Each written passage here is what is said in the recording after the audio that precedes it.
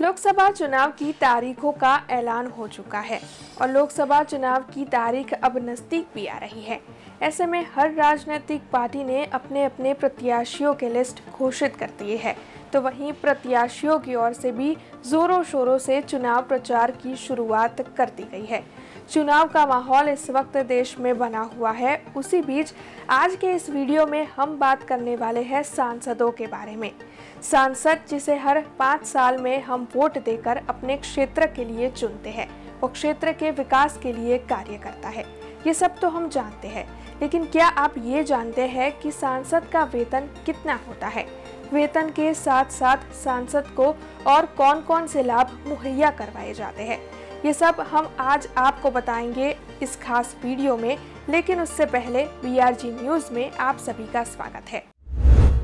सबसे पहले हम बात करेंगे सांसद को मिलने वाले वेतन और अन्य भत्तों के बारे में। दरअसल संसद सदस्य अधिनियम 1954 के तहत संसद को वेतन के साथ साथ अन्य कई लाभ भी मुहैया करवाए जाते हैं, अन्य कई सुविधाएं भी दी जाती है। वैसे सांसद का जो वेतन है वो प्रति माह 1 लाख रुपये है। और आपको ये भी बता दें कि 1 अप्रैल साल 2023 के नए नियम के मुताबिक हर 5 साल में सांसद को मिलने वाले वेतन और साथ ही भत्तों में इजाफा भी किया जाता है। वेतन के साथ साथ सांसदों को भत्ता भी मुहैया करवाया जाता है। अगर सांसद किसी बैठक में जा रहा है, संसद सदन में जा रहा है, सदन से जुड़े हुए किसी भी कार्य में जा रहा है या फिर सांसद सदस्य से जुड़े हुए किसी कार्य में शामिल होता है, इन सभी के लिए सांसदों को भत्ता मुहैया करवाया जाता है। वेतन के अलावा ये भत्ता मुहैया करवाया जाता है। रेल से यात्रा करनी हो या फिर हवाई से यात्रा करनी हो या फिर सड़क से भी अगर सांसद यात्रा करना चाहे तो वो कर सकता है। उसके लिए भी सांसद को अलग से भत्ता मुहैया करवाया जाता है। रेल और हवाई की टिकट सांसद को दी जाती है और अगर सड़क से सांसद यात्रा करना चाहता हो तो फिर प्रति किलोमीटर 16 रुपये सांसद को मुहैया करवाए जाते हैं।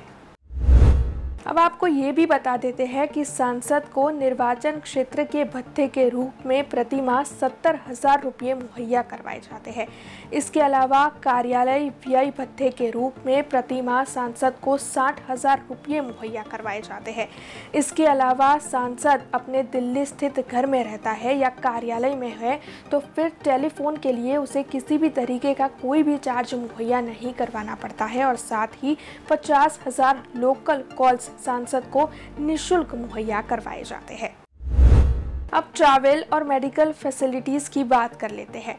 दरअसल सांसद को ट्रैवलिंग के लिए तो अलग से भत्ता मिलता ही है। जैसे कि हमने आपको पहले बताया कि अगर सांसद हवाई से यात्रा करना चाहता हो या रेल से यात्रा करना चाहता हो तो उसके लिए उसे टिकट मिल जाता है। वैसे आपको ये भी बता देते हैं कि सांसद के पास एक पास होता है जो रेलवे में इस्तेमाल किया जा सकता है। सांसद किसी भी वक्त रेलवे में फर्स्ट या फिर एग्जीक्यूटिव क्लास में आवाजाही कर सकता है। इन दोनों क्लासेस के लिए ये पास सांसद के लिए मान्य रहता है। निःशुल्क रेलवे के जरिए सांसद इस पास का इस्तेमाल कर ट्रैवल कर सकता है। और अगर हवाई यात्रा करनी हो, विदेश जाना हो, किसी भी कार्य से विदेश यात्रा की जानी हो तो उसके लिए तो सांसद को अलग से भत्ता मुहैया करवाया ही जाता है। इसके अलावा सांसदों को वेतन के अलावा अलग से मेडिकल फैसिलिटीज भी मुहैया करवाई जाती है। अब आपको ये बता देते हैं कि 1 लाख रुपये प्रति माह लेने वाला सांसद आखिरकार कार्य क्या करता है। दरअसल सांसद का जो कार्य है वो अपने क्षेत्र का विकास करना है। अपने क्षेत्र और जनता से जुड़े हुए मुद्दों को संसद भवन में उठाने का कार्य सांसद की ओर से किया जाता है। इसके अलावा राष्ट्रपति और उपराष्ट्रपति के जो चुनाव होते हैं उसमें भी सांसद अहम भूमिका निभाता है। तो वहीं अगर कोई भी नियम संसद भवन में पारित होना हो, कोई भी बिल पास होना हो तो फिर उसके लिए सांसद वोट दे सकता है। आपको ये भी बता देते हैं कि संसद भवन में कार्यप्रणाली में सांसदों की भूमिका जो है वो अहम होती है। ऐसे में सांसद जो है अन्य समितियों में रहकर देश के विकास के लिए भी कई तरह के कार्य कर सकता है। अब जब सांसद के वेतन की बात कर ही ली है तो वेतन से जुड़ी हुई एक और खास बात आपको बता देते हैं। दरअसल सांसद के वेतन से खास बात जुड़ी हुई है और वो ये है कि सांसद के वेतन में से जरा सा भी टैक्स नहीं कटता है।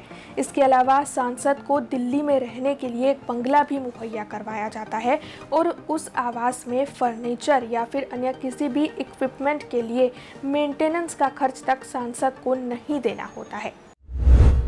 तो देखा आपने कि जिसे हर 5 साल में वोट देकर आप अपने क्षेत्र के सांसद के तौर पर चुनते हैं, उनका कार्य किस तरीके का होता है, उनका वेतन कैसा होता है और उन्हें कौन कौन सी अन्य सुविधाएं मिलती है। ऐसी ही कुछ नई जानकारियां लेकर फिर लौटेंगे। आप देखते रहे BRG न्यूज़। धन्यवाद।